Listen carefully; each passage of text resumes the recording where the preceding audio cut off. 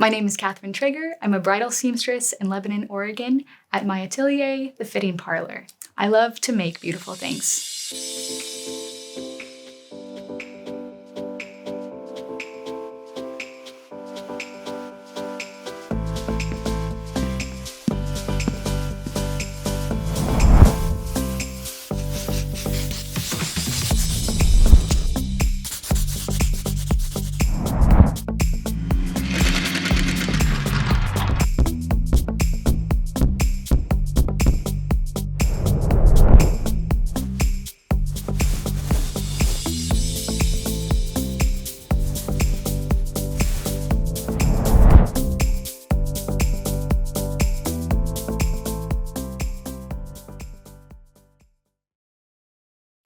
When I first started sewing, it felt like I had all these ideas in my head that were finally going to be released. And it was a very magical experience because I had seen my mom sew, I'd seen my grandma sew, and I was finally going to be able to do it. My grandma was a sewing teacher, and so I grew up watching her sew, and when I was about 4, she figured that I was finally tall enough where she would get a booster seat, put it on the chair, and then I could sit and reach the sewing machine, but also have enough books stacked up that I could reach the foot pedal. Growing up on a farm, there weren't a lot of things outside of work or school to occupy my time, and I was always very creative but just didn't have much of an outlet. So any chance I had, I would walk a mile through the sagebrush to my grandma's house. It's the middle of nowhere in rural Oregon, and I would say, "What are we making today, Grandma?" And she would always have all these projects she was working with students, and she would ask my opinion on what colors to put together and how to arrange everything. And so even though they were just blankets with squares, I got so much joy from arranging them. So I knew that if I had the opportunity to do something creative, that I would jump at it. During high school, I was kind of in this whirlwind of making all of these dresses for my friends and their older siblings, and it started to get kind of serious when I got selected to be Portland Fashion Week's emerging designer my freshman year of high school. And kind of once you meet those people and they see what you're doing, more things just continue to open up. So I got invited after Portland Fashion Week to move on to Vancouver, BC Fashion Week and LA Fashion Week. And I started getting all these really cool opportunities popping up. And I knew that the more that I had on my resume, the better chances I would get to going to one of the hardest fashion schools to get into. It's FIT in New York, the Fashion Institute of Technology. I did get accepted into fashion school, and it was a great chance to actually be around people my own age who were doing the same thing that I was doing, which I had never experienced. I had never met somebody who was my age who was passionate about the same things. So I loved my first semester of fashion school, getting to actually learn what I wanted to learn, not trial and error, by people who were actual experts in the field saying, this is how you're gonna do this is how you're gonna take what you're doing and do it even better. And so I went through my first semester, and then my second semester, I was in an accident. I had a traumatic brain injury, and without expecting any of it, I lost my apartment. I had to drop out of school.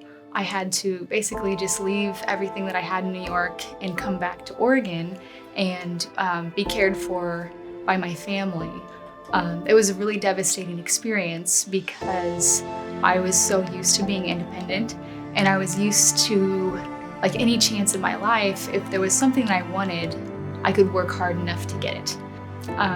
My doctors basically said, about 6 weeks in, they said, you really should be better by now. The fact that you're not means that the creative side of your brain is probably never going to come back again.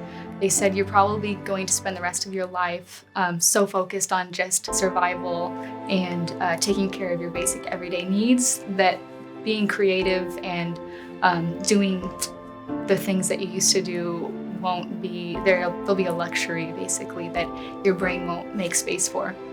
And so that alone was very devastating, just hearing that, but also feeling it. My whole life I've been very creative, and to have that piece of me gone felt like I was missing myself. And through all of that, I kind of felt like I just felt like a shell of myself.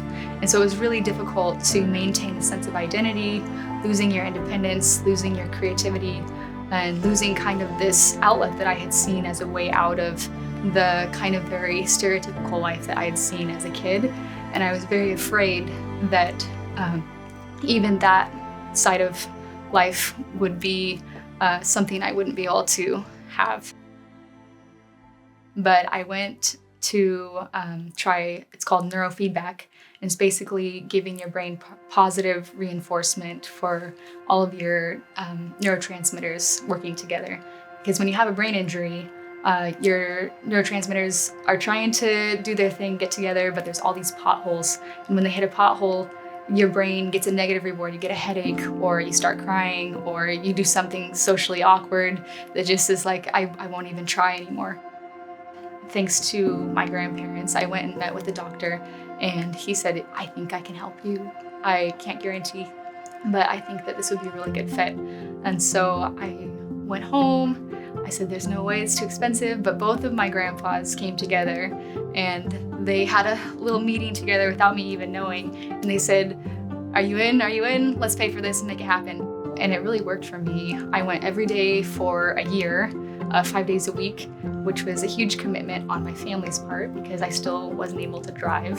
And I am at 5 years now, and I'm at 100% recovery.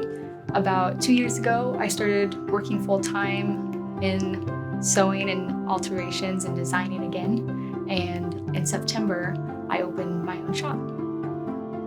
A huge support through my recovery and through basically every milestone since I was 18 years old has been my husband, Alexander. He showed up all the time. He drove an hour and 40 minutes to just show up for 10 minutes to talk. And that was about all I could handle at that point. And then he would say to my mom, hey, do you want me to pick up groceries? Do you need help taking her to appointments? And I was kind of like, wow, this is not something that any 5-year plan can compete with. So in 2020, I was not fully recovered yet, and he still married me. And he's just been a huge support, and the rest of my family have all been super helpful as far as like offering ideas, and if I needed any fine-tuning, they were all eager to help. So moving forward, I would love to see a greater awareness for having custom dresses made. I would love to be doing exclusive custom gowns moving on in the future. What I love about what I do is I love meeting a client, and I love sitting down with her and seeing what makes her tick, what makes her feel beautiful, what makes her excited, and being able to use that as inspiration to create something that is not just something that you're stepping into saying, oh, this is pretty. I want them to step into it and say, I feel beautiful.